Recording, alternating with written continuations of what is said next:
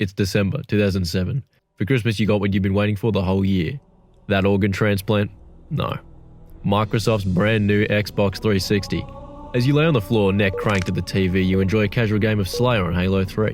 You see a player and a ghost hurling in your direction. You decide to grab a hold and borrow it in a trade as fair as that between the Native Americans and Pilgrims. Then you see it.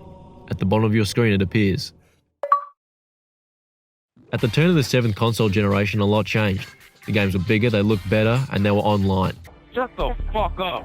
You shut the fuck up. And with that online connectivity came bragging rights and the Medal of Honor, Gamer Score. Microsoft wasn't the first to implement achievements, but they were the first to have them combined across all your games and allowed you to display how big of a loser you are to all your online boyfriends. I guess the first form of achievement in video games was the original high score. I'm sure we're all familiar with the concept of a high score, of which its name originates from the words high, meaning high, and score, meaning score. Back in the 80s, if you owned an Atari, many of your games revolved around a high score.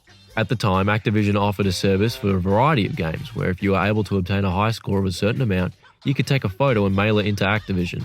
In return, they'd send you back a physical badge as a reward, like this badge for achieving a time of 6 seconds or less in Dragster, or this one for 20,000 points in Pitfall. But one of the first games to be credited with implementing in-game digital achievements is the game eMotion for the Amiga back in 1990, which I'm sure we all know, called Secret Bonuses. They were unlocked by completing certain specific in-game challenges. You could see the early blueprint for what would go on to become the modern-day achievement. Many games gave unlockables as a reward for achieving certain things, such as cheats in GoldenEye on the N64, which were unlocked by completing missions under a certain time limit. But the only way you could show off these achievements to others would be showing your friend in person, which would be off-putting. I just washed my hands. That's why they're wet. One of the early games to implement achievements that could be viewed online by others was World of Warcraft. Just to quickly clarify, I have never played World of Warcraft. And the most experience I have with the game was from that one episode of South Park, but I have done a quick glance at the Wikipedia, so I'm pretty much an expert. According to Wowpedia, achievements were first added to Warcraft in the Wrath of the Lich King expansion in 2008. Players could receive achievements relating to all aspects of gameplay, including your quest completion and PvP. What made Warcraft's achievement implementation such a big step in achievement history was that other players are able to view your in-game war crimes. Furthermore, when a player earns an achievement, an animation plays that all nearby players are able to see, and the game also allows you to compare your achievements to others, offering a whole new avenue of self-loathing. Very nice. Still, only World of Warcraft players were able to see your in-game prowess. I want everyone to see how dedicated I am to not going outside. Let's rewind to the year 2005. Now I ain't saying she a gold digger, but she ain't messing with no broke. I give you the future of gaming. She ain't messing with no broke. At that year's E3 conference, Microsoft dished out that hot gossip about the new kid in school, the Xbox 360. But that's when Microsoft made history. You've also added a new concept called achievements. The Xbox team introduced the feature as a way of building community across Xbox Live. Don't know how to get that last achievement? Just ask the guy in the lobby that already has it. I'm sure he's willing to lend a helping hand. I'm a person that use Riot Shield. What made it special was how everyone could see it. So when the Xbox launched later that year in 2005, strangers everywhere could see your achievements no matter what game. This was because they were viewable on your profile and displayed for all the digital world to see. The Xbox 360 also introduced Gamer Score at the same time, which was pretty much an objective measure of virginity. Each game had a total of 1,000 Gamer Score to be unlocked. Microsoft in 2007 also added achievements to Halo 2 on Games for Windows Live, which would contribute to a player's gamer score. But as we all know, Well, Games for Windows Live is the very obvious example of something that just never quite learned how to read. achievement hunting became a huge part of the Xbox experience, beyond in-game rewards like a pair of Ray-Bans for your little guy. Achievements also allowed players to know how close they are to 100%ing a game.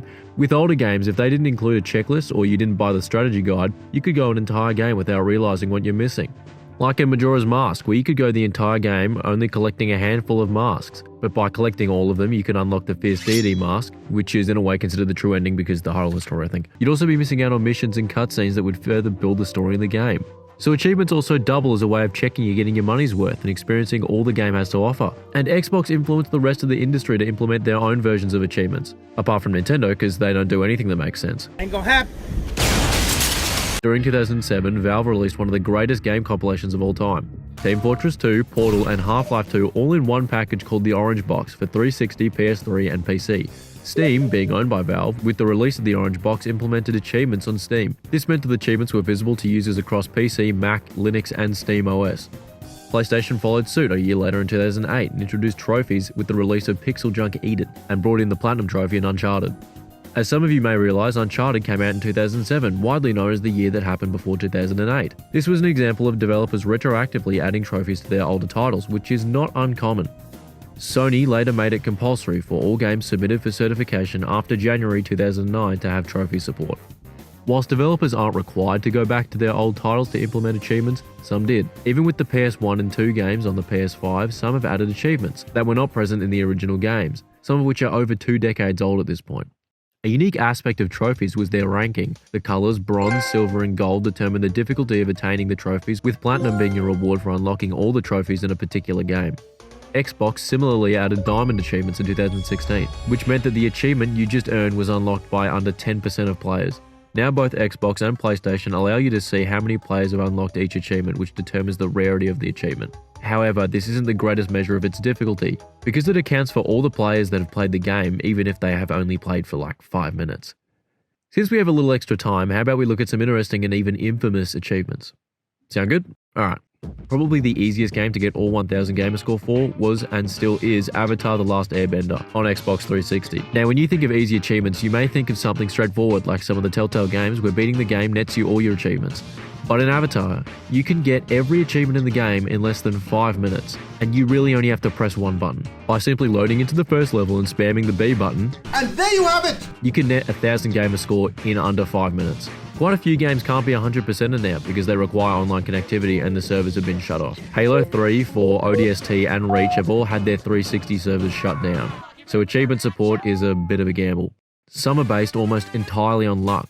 Gmod, or Gary's Mod for the intellectual, has an achievement named Yes, I'm the Real Gary, which requires you to play in a server with Gary Newman. Yes, Gary's Mod Gary.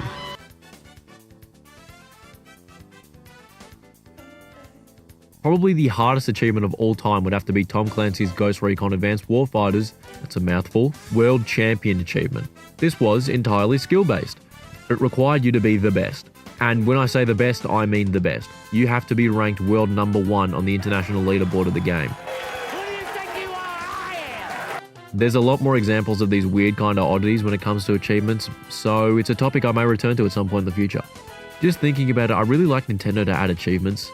Could you imagine the amount of cool achievements you could have in Nintendo games? Beating levels in a certain time, only collecting a certain amount of coins in a Mario level, beating a Zelda game with the minimum amount of hearts. I think it would be pretty cool. But that'll probably do it. Thank you all for watching and supporting. It is genuinely insane. I'm wishing you all a happy new year, and yes, I said the word achievement 37 times in this video.